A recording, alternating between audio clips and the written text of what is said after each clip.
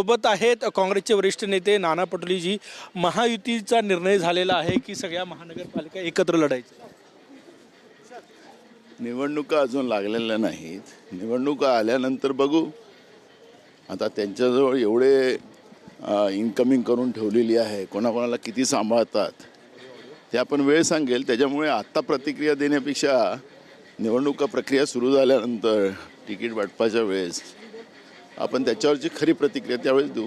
मुंबई महानगरपालिका, ठाणे, नवी मुंबई, उल्हासनगर, KDMC या सगळे एकत्र लढल्यावर महाविकास आघाडीला फटका बसेल असं वाटत नाही?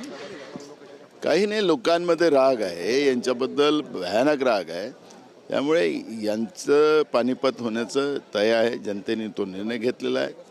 त्यामुळे किती एकत्रित झाले तरी हे चोर चोर मावसेरे भाऊ जसं ज्या पद्धतीनं राज्य लुटतात आहेत, तिघे जणांनी एकमेकाला वाचवतात आहेत लुटीनंतर, त्यामुळे जनतेमध्ये रोष आहे आणि जनतेची तिजोरी कशी लुटतात आहेत आणि त्याचा फायदा मुठभर लोकांना आणि राज्यकर्त्यांना कसा होते हे लोकांना कळत आहे। महापौर कोण कुठला असेल हे पण महायुतीत कालच्या बैठकीत रवींद्र चव्हाण आणि शिंदेच्या, म्हणून मी तुम्हाला सांगितलं की निवडणुका प्रक्रिया सुरू होऊ द्या, त्यावेळेस प्रतिक्रिया देऊ। मनसेला सोबत घ्यायला तयार आहे मुंबई तुम्ही की तोच निर्णय आहे जो झाला? काय बोललोय की अजून आमची त्याची चर्चा झाली नाही, त्याच्यावर आता मी कुठली प्रतिक्रिया देणार नाही।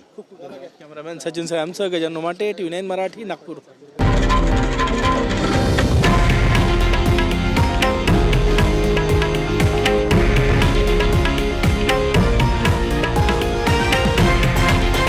हे आहे देशातील नंबर 1 न्यूज नेटवर्क आणि आपण पाहत आहात TV9 मराठी, एकमेव।